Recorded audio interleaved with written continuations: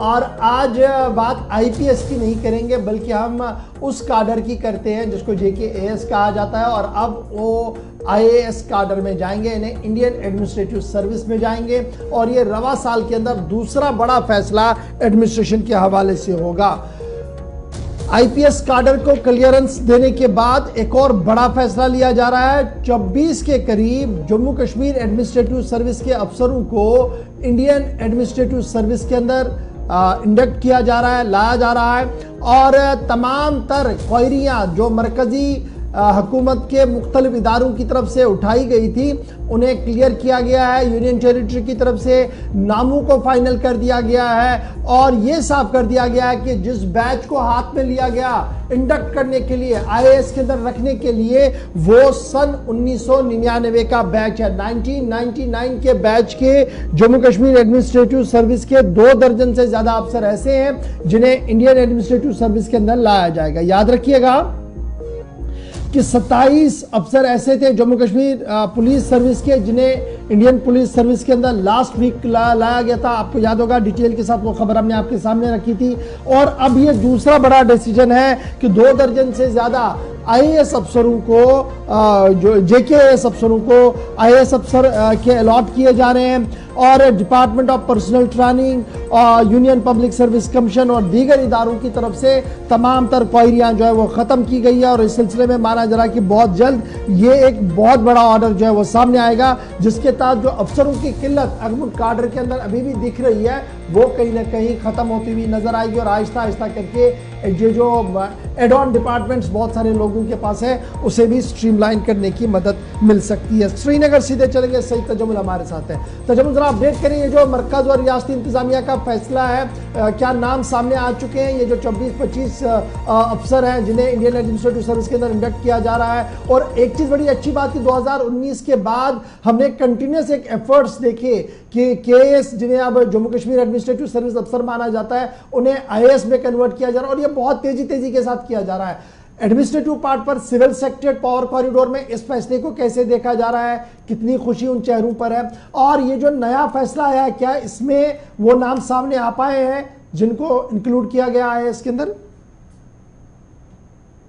बहुत बहुत शुक्रिया इशफाक साहब। जम्मू कश्मीर में साल 2019 4 अगस्त के बाद काफी सारे आईएएस ऑफिसर्स, आईआरएस ऑफिसर्स यानी इंडियन रेल सर्विस के जो ऑफिसर हैं उनकी तैनाती अमल में लाई गई, क्योंकि जम्मू कश्मीर काडर का जो अपना हमारे सिविल सर्विस के ऑफिसर थे उनका इंडक्शन न हो पाने की वजह से हमें अमगुड काडर के लिए बहुत सारे रियासतों से जो है सीनियर ऑफिसर यहाँ लाने पड़े। और इस पे सियासत बहुत ज्यादा गर्म हुई और लगातार सियासी लीडरान ने बयानबाजियां भी उनके खिलाफ की। लेकिन अब मरकज ने यूनियन पब्लिक सर्विस कमीशन और जम्मू कश्मीर के अमगुड काडर के साथ अब ये मामला उठाया कि अब हर साल इसका रिव्यू होगा। पहले अगर हम देखें तो करीबन 12-13 साल हो चुके हैं, जिसके बाद अभी तक हमारे सीनियर ऑफिसर, जिनमें फ्लोरिकल्चर के शेख फयाद सीनियर ऑफिसर है, इस तरह से तारिक अहमद जरगर है, खालिद जहांगीर है, कितने ही सीनियर ऑफिसर हैं। हालांकि तलत परवेज रोहिला जो है वो बीते साल में आईएएस काडर में आ चुके हैं। उसके बाद लिटिगेशन यानी बहुत ज्यादा कोर्ट कचरे के मामला थे। मुझे याद है कि साबिक सरकारों में बहुत सारे ऑफिसर रिटायर हो गए जो कोर्ट के दरवाजे से लेकर सिविल सेक्रेटरीट तक, नई दिल्ली से लेकर जम्मू के सचिवालय तक चक्कर काटते रहे, लेकिन उनका इंडक्शन नहीं हो पाया केएस से लेकर आईएएस तक। लेकिन अब मरकज ने बाज़ाब्ता तौर पर वज़ीर दाखिला यानी मिनिस्टर ऑफ होम अफेयर्स के साथ साथ यूनियन पब्लिक सर्विस कमीशन और Jammu Kashmir GAD general administration department के साथ इन फाइलों को अब उठाने का काम जिम्मा ले चुके हैं। और जम्मू कश्मीर यूटी मैनेजमेंट या सरकार ने भी अब मरकज के फैसले के साथ बाज़ाब्ता तौर पर चलने का एक जो ख्वाब था उसको पूरा करने की हर मुमकिन कोशिश की।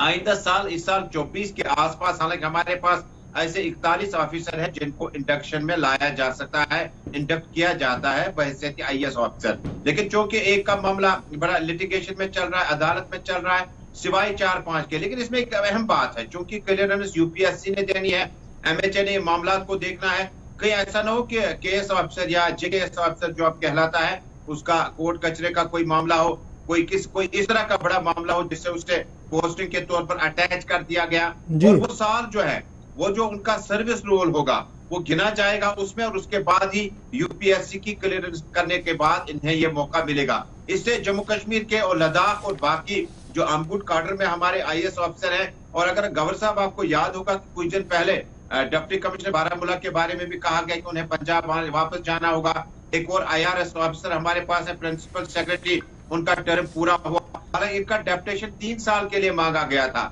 यानी 4 अगस्त 2019 के बाद इनकी जम्मू कश्मीर आने का सफर शुरू हो गया। उनकी वापसी के दरवाजे 3 साल तक मुकम्मल होने के बाद अभी तक वापसी के दरवाजे जो हैं वो खुलना शुरू हो जाएंगे, लेकिन जम्मू कश्मीर में 24 अफसरान के आईएएस काडर में आने के बाद यह खिलाफ पूरा हो जाएगा, और जिससे हमारे जम्मू कश्मीर के जो मामलात हैं उनको सही तरीके से आगे ले जाया जाएगा। चलिए, बहुत